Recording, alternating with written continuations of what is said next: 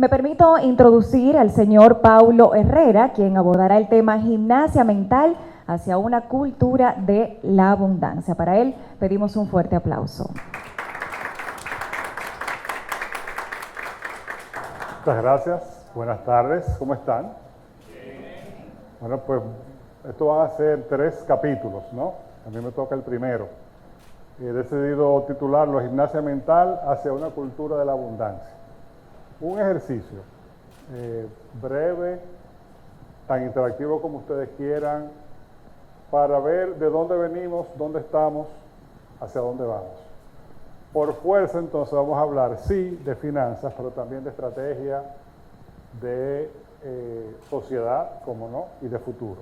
O sea que esto es una conversación sobre el futuro. ¿Les parece? Hay que estirar la mente. Yo creo que eso nos queda claro a todos. ¿Cómo así estirar la mente? Bueno, como individuos, vivimos en una época de que el cambio es la norma, evidentemente. Hay que hacer mucho para mantenerse al día, pero también hay mucho por hacer y por alcanzar todavía. También, si nos vamos a lo organizacional e institucional, tanto en lo público como en lo privado. Vamos a tomar esa idea y vamos a ahondarle un poquito. ¿Por qué hay que estirar la mente? Veamos dónde estamos, como individuos, como empresas, como país. Como individuos en general. Y ahora voy a hacer más o menos, voy a hacer uso de mi experiencia, de datos y digamos, información que he ido recopilando a lo largo de los años. Más de la mitad de las personas, de los individuos del país, tienen una situación financiera que está lejos de ser óptima. Es una forma bonita de decir que están enliados. Más de la mitad. Y si hay alguien que trabaja aquí en recursos humanos de una empresa, sabe que el área de recursos humanos de cualquier empresa es la emergencia del Darío Contreras en Semana Santa. Ahí llega todo el mundo cortado, mira todo lo que me pasa, y estamos así.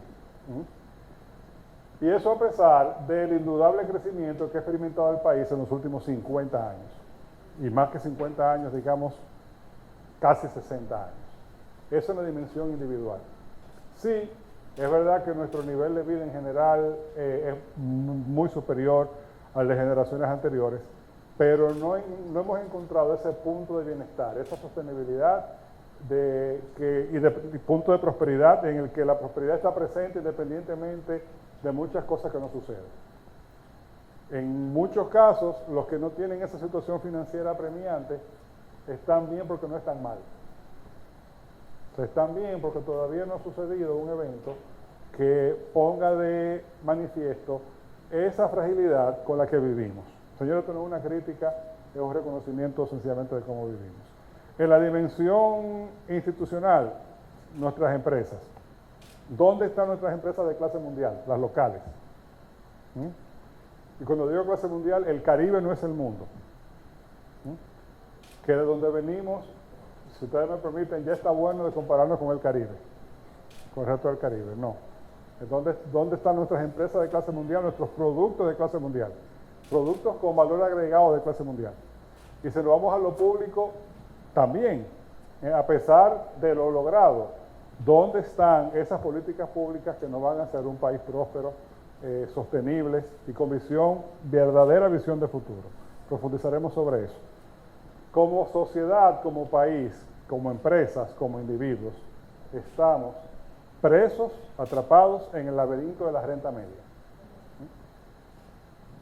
Y eso es algo bastante común, a pesar de que queremos verlo como un logro, haber pasado en el tiempo de una generación de la renta baja a la renta media. En realidad eso es algo que han hecho más de 100 países en el mundo. O sea que para salir de la duda, no somos unos fenómenos. Evidentemente, es preferible que hayamos dado ese salto a que no lo hayamos dado, evidentemente, ¿no? Ahora, dejemos de creernos lo que muchas veces nos quieren vender o lo que muchas veces nosotros mismos queremos creer, de que somos unos fenómenos por todo el crecimiento que hemos experimentado en los últimos 50 años. Ya no somos un país pobre, pero seguimos siendo un país de gente pobre. Por lo tanto, de nuevo, ¿dónde estamos? Ciertamente estamos mucho mejor que como estábamos, pero ¿estamos donde queremos estar? ¿Estamos donde podemos estar? No. Entonces, va un poco, el tema de la conversación es ese, ¿no? Desde un punto de vista constructivo y propositivo, no tampoco de crítica estéril, no, sencillamente mirar la realidad a la cara y decir, espérate, aquí es que estamos, y podemos estar mucho mejor. Pasar de la renta media a la renta alta ya no es tan fácil. Desde 1950 solamente 8 países lo han logrado. Estamos hablando en Europa, Grecia, España, Portugal, Irlanda y en la cuenca del Pacific Rim, los países de Oriente, Corea, Taiwán, Singapur, Hong Kong. Para que tengamos una idea, en el mismo periodo, en 1950, estábamos, esos 108 países, digamos, 100 y pico de países, estábamos en lugares muy similares en términos de riqueza y pobreza. En esos 50 y tantos años, las economías de Latinoamérica se multiplicaron por 3 veces y media, mientras las economías de esos países que sí dieron el salto se multiplicaron por 18 en el mismo periodo. Entonces, de nuevo, qué bueno que no somos uno de esos países rezagados, que se les pone la etiqueta de fallidos, que todavía están atrapados en la renta baja, pero caramba, ¿qué nos ha pasado? Que no hemos llegado a la renta alta. Parecería, señores, que lo que te saca de la renta baja no es lo mismo que te lleva a la renta alta. En otras palabras, haciendo lo mismo que hemos estado haciendo, no vamos a dar el salto. Es ahí la necesidad de la gimnasia mental.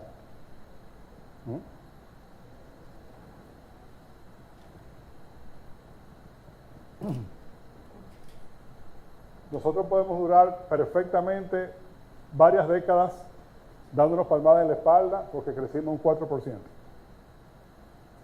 Y quedarnos esencialmente, si no en el mismo sitio, mejoras incrementales, pero sí dar ese salto cualitativo primero y cuantitativo después. Y el cambio comienza por la cultura, y aquí ya entramos un poco en la gimnasia. Más que en el conocimiento, en la cultura. Primero la cultura y después el conocimiento, porque la cultura filtra el conocimiento. Yo estoy ya en los últimos años en el mundo académico y es una reflexión que siempre hago. Los libros de gestión que utilizamos tienen unos supuestos que nuestra cultura tiende a filtrar, sin darnos cuenta, porque la cultura es eso, la cultura está camuflajeada en lo que hacemos, en lo que pensamos y en lo que creemos. Piensen, por ejemplo, un libro de mercadeo, cualquier libro de marketing. Hay una premisa no escrita detrás de todo ese contenido de las 4P, de las estrategias de mercadeo, etcétera, que dice que a la empresa auténticamente le importa a su cliente. Podemos decir lo mismo de nuestras empresas, que de verdad creemos eso. ¿Con qué mentalidad abordamos el mercado? Gestión de recursos humanos, gestión de seres humanos. Hay un supuesto no escrito que dice que a la empresa auténticamente le importa a su gente, de verdad, no de la boca para afuera, no de decir frases torpedo como los recursos humanos son el recurso más importante de nuestra empresa, no. Políticas, desarrollo, firmar los cheques que hay que firmar para que la gente de verdad se desarrolle. Entonces ustedes ven cómo la cultura se convierte en ese filtro que deja pasar solo algunas cosas. Y es un poco eso que vamos a hablar, cómo la cultura puede convertirse en eso, porque también evidentemente la cultura tiene atributos positivos. Detrás de esos ajustes en la cultura, porque no es un cambio radical de cultura, son algunos ajustes. Yo no quiero ser el mejor sueco posible, yo quiero ser el mejor dominicano posible, ojo, y preservar esos atributos de la cultura que nos hacen, que son distintivos nuestros y nos hacen únicos. en el mundo, y en algunos aspectos muy únicos. Ahora, sí, después de esos ajustes, todo lo demás sigue. Los procesos de nuestras empresas, los procesos sociales, nuestra conducta, qué medimos, a qué le damos importancia. Y por eso ese ajuste de cultura es tan importante. Mencioné algunos supuestos del mundo de los libros. Mencionemos algunos financieros, y así nos vamos entrando ya en la parte financiera, ¿no? Voy a mencionar algunos.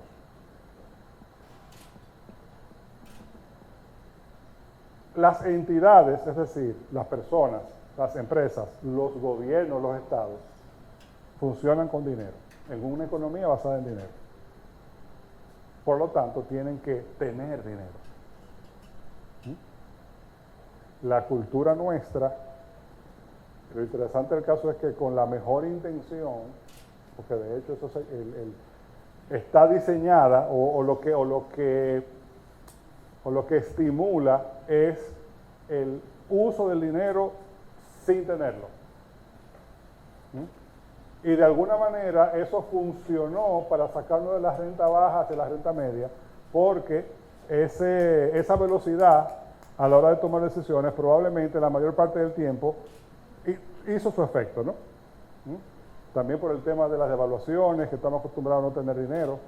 Pero si usted toma un libro de finanzas, volviendo a los supuestos de los conocimientos que nosotros tratamos de incorporar en nuestras mentes, bueno, se supone que un negocio se hace con dinero. Se supone que un negocio mantiene un nivel de liquidez adecuado. ¿Qué es un nivel de liquidez adecuado? Vamos a volver de eso sobre en un momentico, porque ese es uno de los aspectos fundamentales de ese cambio que estamos proponiendo, de pasar de una mentalidad de escasez o de sobrevivencia a una mentalidad de abundancia. Primer elemento, precisamente, es reconciliarnos con la liquidez. ¿Por qué yo hablo de reconciliarnos con la liquidez? Tanto a nivel individual, a nivel de las empresas, como a nivel de los gobiernos, somos crónicamente ilíquidos.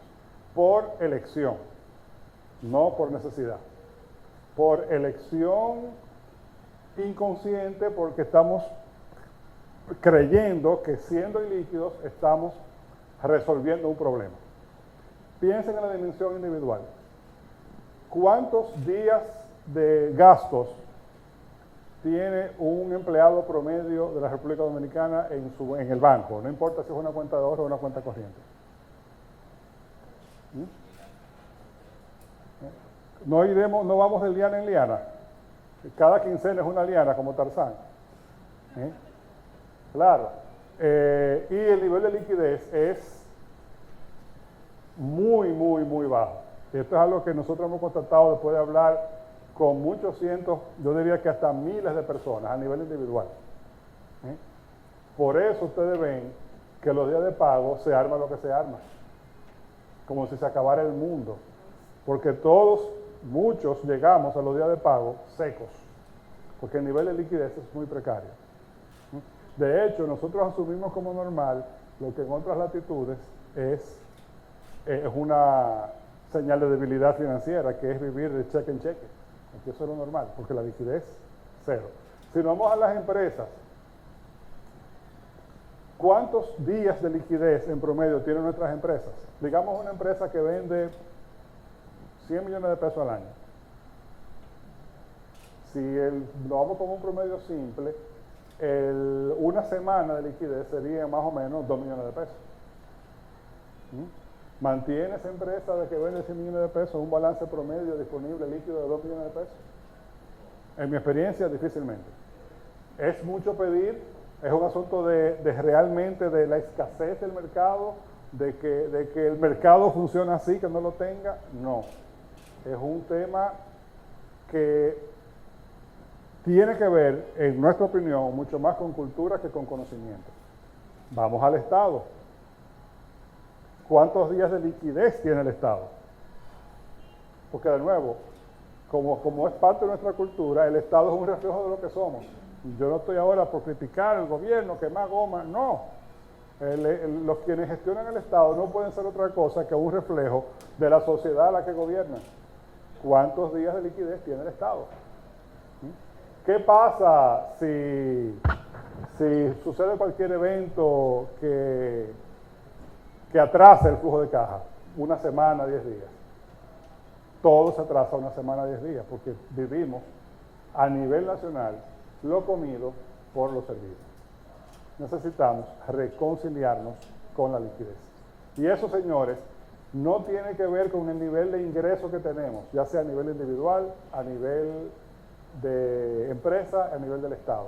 Tiene que ver con cómo manejamos la tesorería personal, empresarial, estatal. De hecho, una de las grandes brechas que todavía nos quedan desde el punto de vista de la gestión es incorporar esas prácticas de regulación del flujo de caja, entrada y salida, de manera que el flujo de caja funcione a favor nuestro y no al revés. Esa es la primera idea fundamental. Segunda idea importante, reducir la ingreso dependencia. Dependemos 100% del ingreso, en lo individual, en lo empresarial, en lo estatal. ¿Cuántos días podemos sobrevivir si el ingreso se interrumpe a nivel personal? Las empresas, ¿qué pasa si las ventas bajan un 8%, un 10% en un mes determinado? O sea, todos nuestros recursos dependen del ingreso. Llenamos el ingreso porque es lo único con lo que contamos. De hecho, a nivel individual y empresarial, nos endeudamos contando casi exclusivamente con el ingreso, por no decir exclusivamente con el ingreso. Y eso, señores, no es apalancamiento, eso es endeudamiento de subsistencia. Y todavía, aquí donde estamos, a pesar de lo que hemos crecido, a pesar de lo que hemos avanzado, el grueso del endeudamiento que se maneja en el país es un endeudamiento de subsistencia. Hay una pregunta muy necia para saber si un endeudamiento de subsistencia es un apalancamiento. Esa deuda que tú tienes, ¿la tienes porque te conviene o porque la necesitas? Si la tienes porque te conviene, entonces es apalancamiento. Si la tienes porque la necesitas, entonces es deuda de subsistencia. Vamos al Estado. ¿Depende o no el ingreso del Estado? ¿Qué pasa si las recaudaciones se ralentizan en un periodo determinado? ¿Qué pasa en el siguiente periodo? ¿Dónde está el fondo soberano del país? Sabemos que tenemos deuda soberana, pero ¿y el fondo soberano dónde está? Es decir, el ahorro del Estado para crecer, para hacer frente a contingencias, a desastres naturales, ¿dónde está? No tenemos, porque no tenemos esa cultura. No porque no lo producimos, atención, porque de otra manera, si no lo produjéramos, no fuéramos el país que más ha crecido, con menos volatilidad y con más alto nivel de crecimiento en los últimos 50 o 60 años de todo el hemisferio. ¿De acuerdo? Ese es el segundo punto. Tercer punto, replantear 100% la filosofía de costeo.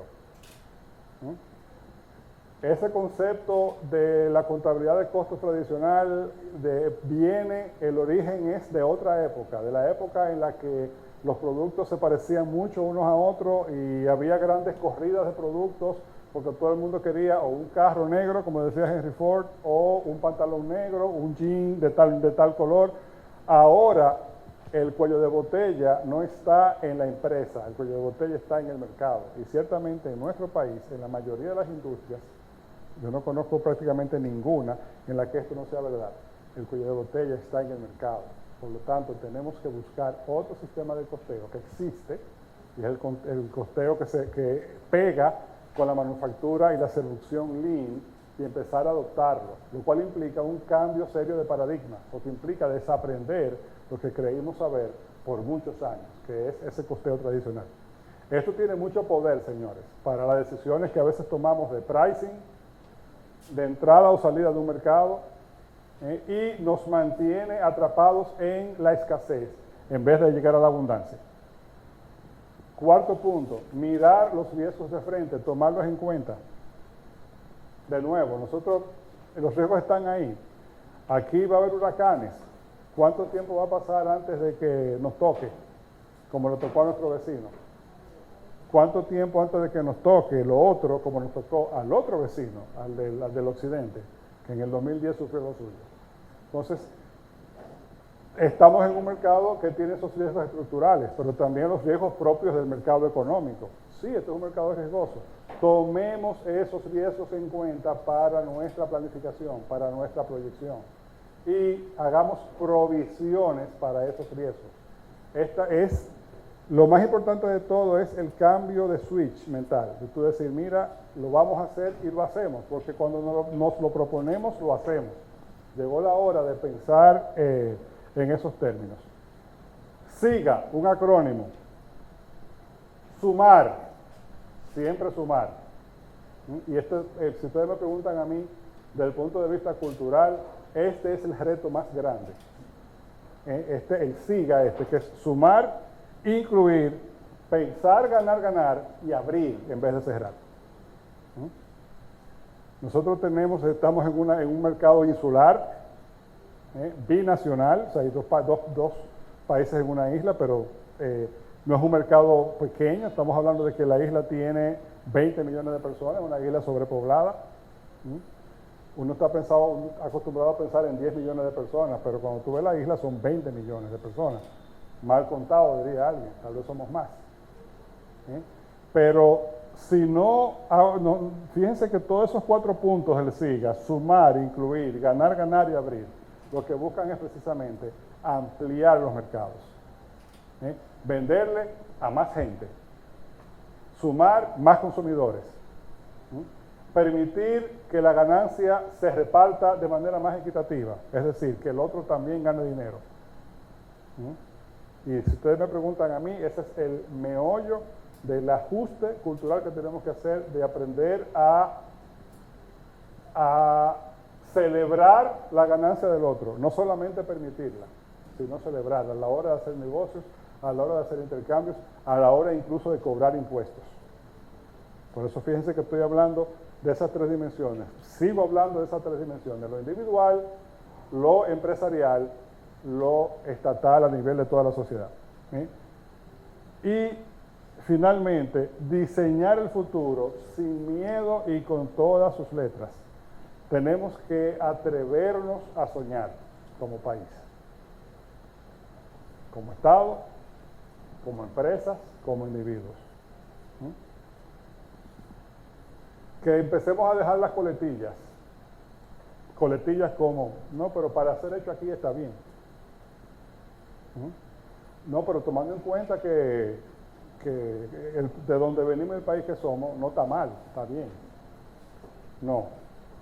Atrevámonos a pensar una nación diferente, con un Estado, con servicios públicos de primera calidad, con instituciones de primer grado de transparencia, con una gobernanza ejemplar, empresas privadas con visión de futuro, verdaderas instituciones de clase mundial e individuos mucho más prósperos, donde haya menos o ningún pobre, donde el bienestar se haga mucho más sostenible, lo cual quiere decir que sea resiliente frente a los riesgos que como quiera van a venir.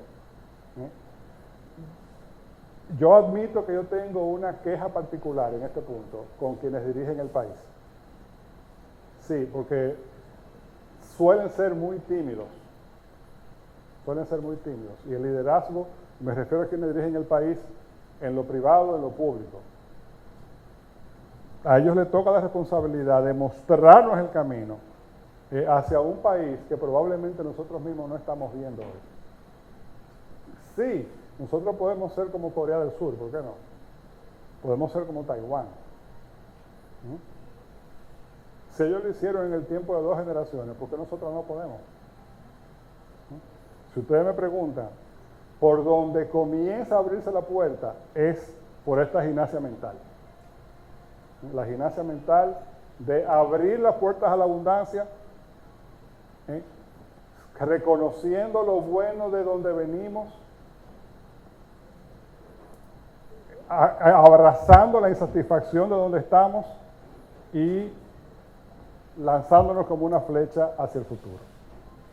Ese es mi pequeño aporte por el día de hoy.